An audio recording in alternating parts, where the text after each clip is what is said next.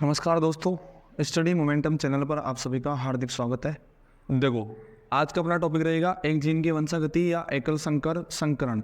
इसका मतलब क्या होता है? एक जीन की वंशागति या एकल संकर संकरण का मतलब जिसमें केवल एक ही लक्षण की वंशागति का अध्ययन किया जाता है उसको अपन क्या बोलते हैं? एकल संकर संकरण कहते हैं। और जो एक लक्षण होता है उसका नियंत्रण एक ही जीन के द्वारा किया जाता है, तो इसलिए क्या बोल देते हैं? इसको अपन एक जीन की वंशागति भी कह देते हैं। अब देखो भाई, इस संकरण प्रयोग में मेंडल ने क्या किया? वैसे मेंडल ने अपने प्रयोग के लिए मटर के पादप का चयन किया था। तो मटर का जो पादप है उसमें बहुत सारे लक्षण होते हैं। तो इस समय मेंडल मटर के पादप में जितने भी लक्षण होते हैं सबको भूल गया। उसे केवल एक लक्षण ध्यान में रहा, कौन सा? पादप की लंबाई। तो इस प्रयोग में मेंडल ने पादप की लंबाई वाला जो लक्षण है उसके ऊपर अपना काम किया। अब पादप की लंबाई वाला जो लक्षण है इसके दो ट्रेट होते हैं, दो विशेषक होते हैं। प्रत्येक लक्षण के दो विपर्यय होते हैं। अपन पहले बात कर चुके कि पादप जो है वो या तो लंबा होगा, पादप जो है या क्या होगा? बोना होगा। तो इस लक्षण को मेंडल ने एकल संकर संकरण प्रयोग जो है उसके लिए काम में लिया। तो देखो, उसके अलावा अपन ने पहले भी बात की है कि मेंडल ने अपने संकरण प्रयोगों के लिए हमेशा शुद्ध लक्षण वाले या शुद्ध ट्रेट या विशेषक वाले पादपों को ही चुना था। शुद्ध लक्षण या शुद्ध ट्रेट का मतलब क्या होता है? जिस लक्षण का नियंत्रण करने वाले जीन के दोनों एलील कैसे हो? समान हो। लक्षण किसी विशेषक का या ट्रेट का नियंत्रण करने वाले जीन के दोनों एलील अगर समान है, युग्म विकल्पी अगर समान है, तो वो लक्षण क्या कहलाता है? प्योर कैरेक्टर या शुद्ध लक्षण कहलाता है। जैसे लंबेपन की बात करें, लंबेपन का जो नियंत्रण है वो कैपिटल सिंबल के द्वारा दिया जाता है। तो कैपिटल टी एक कौन सा लक्षण होगा? शुद्ध। बोने के लिए स्मॉल टी एक कौन सा लक्षण होगा? शुद्ध होगा। हालांकि लंबे के लिए ये भी हो सकता है कैपिटल टी स्मॉल टी, सब जानते हैं आप, लेकिन ये प्योर लक्षण नहीं होगा। क्यों नहीं होगा?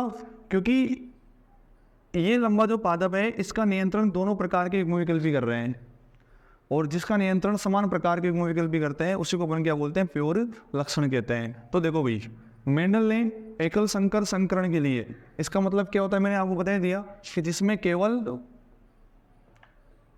एक ही लक्षण की वंशागति का अध्ययन किया जाता है,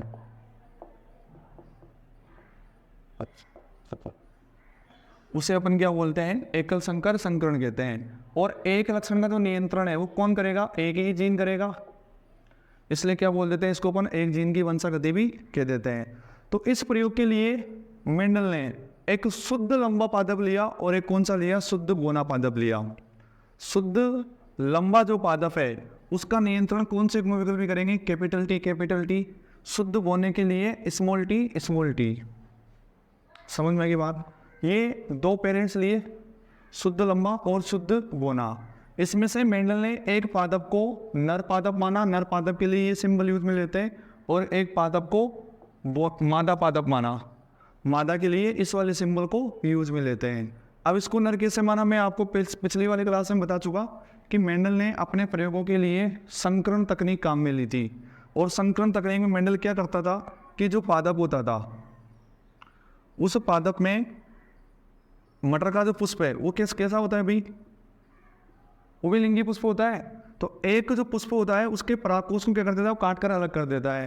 पुंकेसर को काट कर अलग करने के बाद इसमें कौन सा जननांग बचा? मादा जननांग। तो इसको तो मान लिया उसने क्या? मादा। समझ लो, मान लो ये जो बोना पादप है, इस बोने पादप के पुंकेसर को काट कर उसने अलग कर दिया, तो ये पादप तो क्या होता है? मादा हो गया। और दूसरा वाला जो पादप होता है, दूसरा वाला जो पादप होता है उस पादप से, जैसे ये दूसरा वाला पादप, इस पादप का जो पुंकेसर होगा उस पुंकेसर से परागकणों को इकट्ठा करेगा। इकट्ठा करने के बाद दूसरे वाला पुष्प जो है उसके वर्तिकाग्र के ऊपर छिड़क देगा। छिड़कने के बाद इसको क्या कर देता है? वो थैली से ढक देता है। ऐसा अपनी संकरण तकनीक में मेंडल प्रयोग करता है। ये बात अपन पिछली क्लास में कर चुके। तो जिसके पुंकेसर को काट कर अलग किया उसको तो अपन ने मान लिया मादा पादप, और जिसके पुंकेसर को नहीं काटा उसको मान लिया नर पादप। तो नर के लिए अपन ने इस वाले सिंबल को काम में लेते हैं और मादा के लिए इस वाले सिंबल को काम में लेते हैं। अब इन दोनों के बीच में क्या करवा दिया इसने, संकरण, मतलब नर पादप जो है उसके परागकणों को लेकर मादा पादप के जो वर्तिकाग्र है उसके ऊपर छिड़क दिया। अब छिड़कने के बाद क्या होगा, इस शुद्ध लंबे पादप को अपन ने कैपिटल टी रिप्रेजेंट सिंबल से रिप्रेजेंट किया। अब सबसे पहले क्या करेंगे, संकरण करवाने के लिए युग्मकों का निर्माण करेंगे। एकल संकरण में क्या होता है भाई, जो युग्म विकल्पी होते हैं इनको बीच में से तोड़ दो। आप क्या कर दो, बीच में से तोड़ दो। बीच में से तोड़ने पर क्या होगा, जो युग्म विकल्पी जोड़ों में पाया जा रहा है वो युग्मक निर्माण के दौरान क्या होते हैं, अलग अलग गैमेट में चले जाते हैं। इधर पे से कर दो, इसको बीच में से तोड़ दो, क्योंकि दोनों युग्म विकल्पी क्या होंगे, युग्मकों के निर्माण के समय अलग अलग गैमेट में स्थानांतरित हो जाएंगे। ठीक है, उसके बाद में इनका क्रॉस करा दो। अब देखो इधर ये दोनों युग्म विकल्पी एक जैसे हैं तो इन दोनों की जगह मैं एक लिख सकता हूँ कैपिटल टी। ये भी दोनों एक जैसे हैं तो इनकी जगह मैं क्या लिख सकता हूँ, एक स्मॉल टी। बात तो एक ही है। अब इनको आपस में मिला दो तो क्या बनेगा यहाँ पर, capital T small T.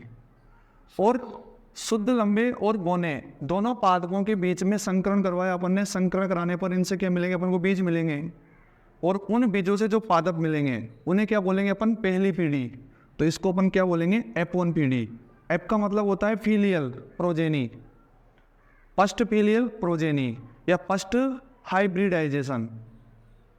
App का मतलब फीलियल पीढ़ी को प्रोजेनी कहते हैं, फर्स्ट फीलियल प्रोजेनी या फर्स्ट हाइब्रिडाइजेशन। समझ में आई बात। तो पहली पीढ़ी में मेंडल को ऐसे पादप मिले।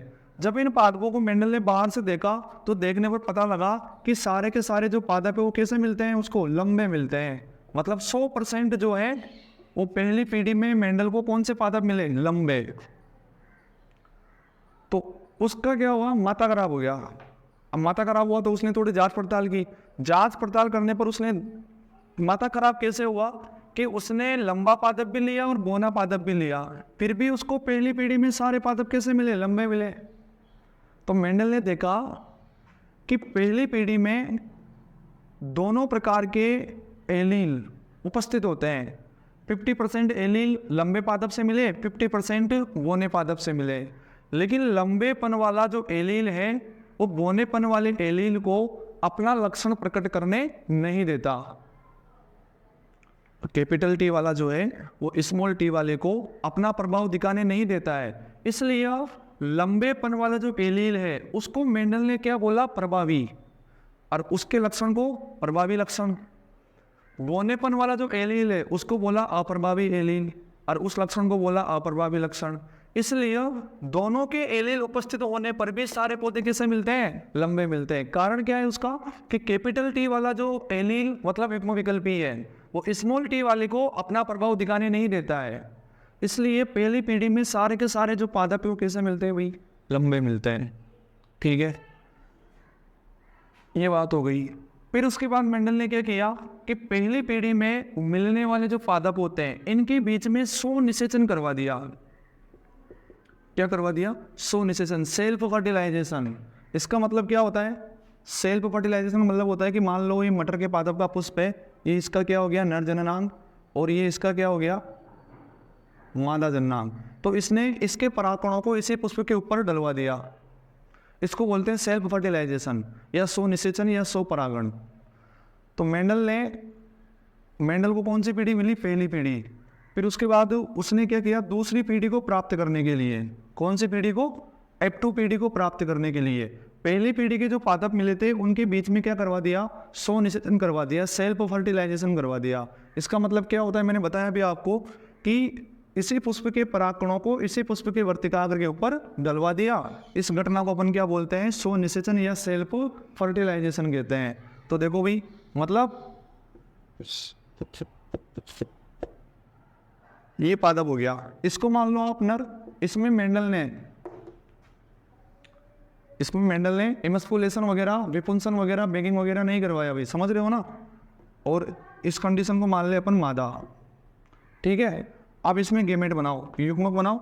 युग्मक कैसे बनाते हैं मैंने आपको बताया कि इनको बीच में से तोड़ दो तो क्या होगा, कैपिटल टी अलग में चला जाएगा, स्मॉल टी अलग में चला जाएगा। इनको भी बीच में से तोड़ दो, कैपिटल टी अलग आ गया, स्मॉल टी अलग आ गया।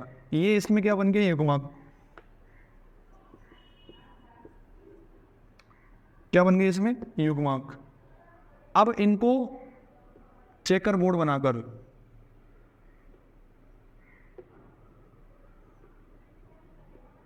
दर्शा दो। ये क्या होता है, इसको पनेट वर्ग कहते हैं या चेकर बोर्ड कहते हैं। इसके बारे में बताने वाला जो वैज्ञानिक था वो मैं बताता हूँ आपको कौन था। पनेट वर्ग या चेकर बोर्ड कहते हैं। इसके बारे में एक ब्रिटिश वैज्ञानिक,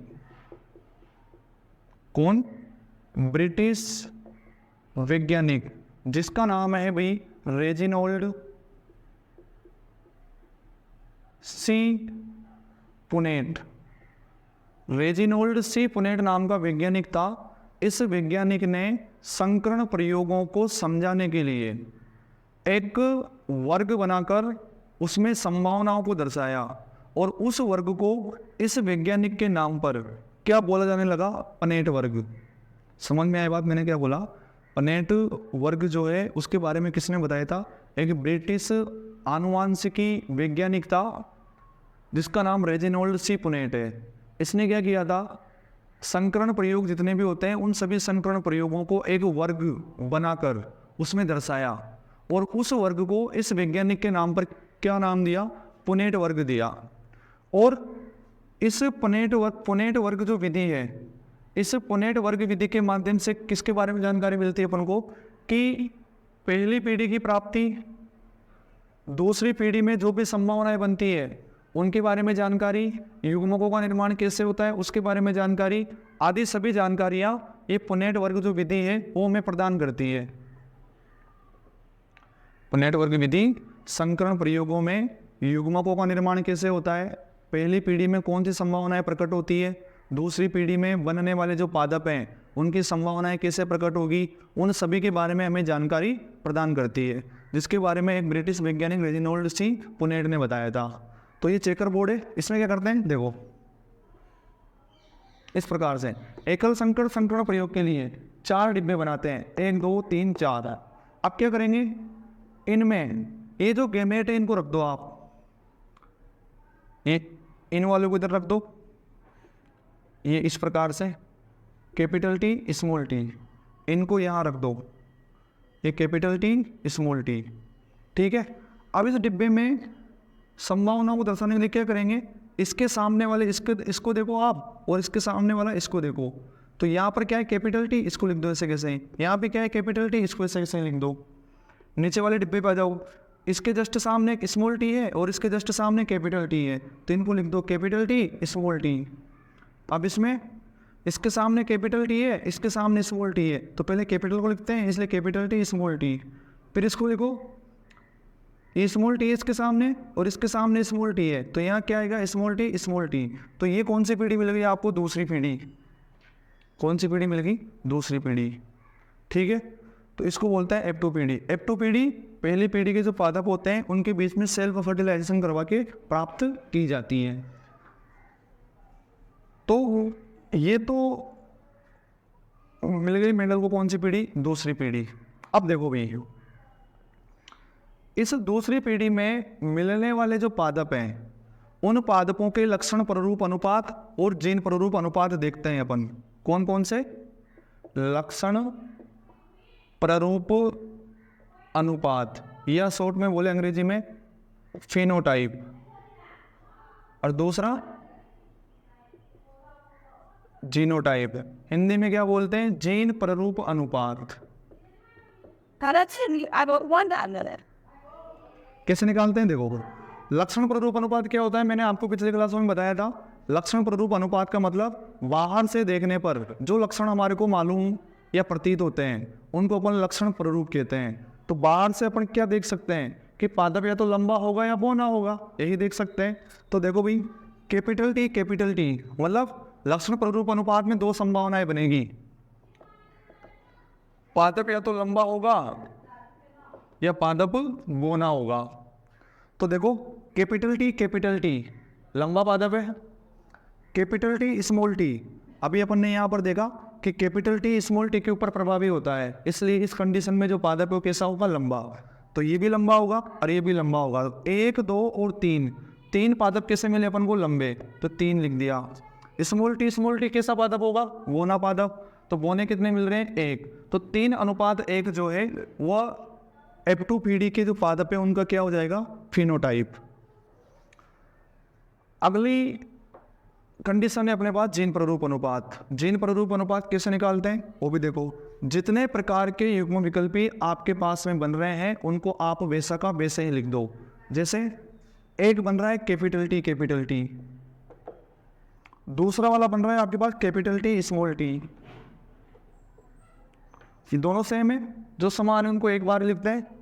ये तीसरा बन रहा है स्मॉल टी। अब इनकी संख्याओं को देख लो। कैपिटल टी कितने? एक ही है, तो ये 1। कैपिटल टी स्मॉल टी कितने? 1 और ये 2, तो ये अनुपात और ये 2। स्मॉल टी कितने? 1 ही है, तो ये नीचे लिख दो 1।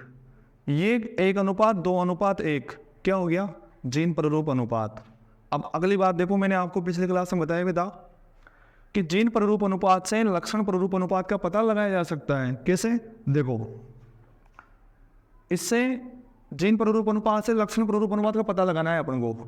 तो लक्षण प्ररूप अनुपात में दो ही कंडीशन बनेगी आपके पास कि पौधा या तो लंबा होगा, पौधा या बोना होगा। तो ये भी लंबा है और ये भी लंबा है। कितने लंबे? 1 और 2 3, तो 3 ही मिल रहे हैं यहाँ पर। ये कैसा होगा? बोना 1, तो 3:1। तो इस प्रकार से जीनोटाइप से फिनोटाइप का पता लगाया जा सकता है, लेकिन फिनोटाइप से आप जीनोटाइप का पता नहीं लगा सकते। तो ये था मेंडल का एकल संकर संकरण प्रयोग और उसको ये संभावनाएं मिली। अब उसके बाद अपन आगे की क्लास में बात करेंगे कि इस एकल संकर संकरण प्रयोग के आधार पर मेंडल ने क्या निष्कर्ष दिए, कौन से नियमों को प्रतिपादित किया। तो आज की क्लास के लिए इतना ही। धन्यवाद।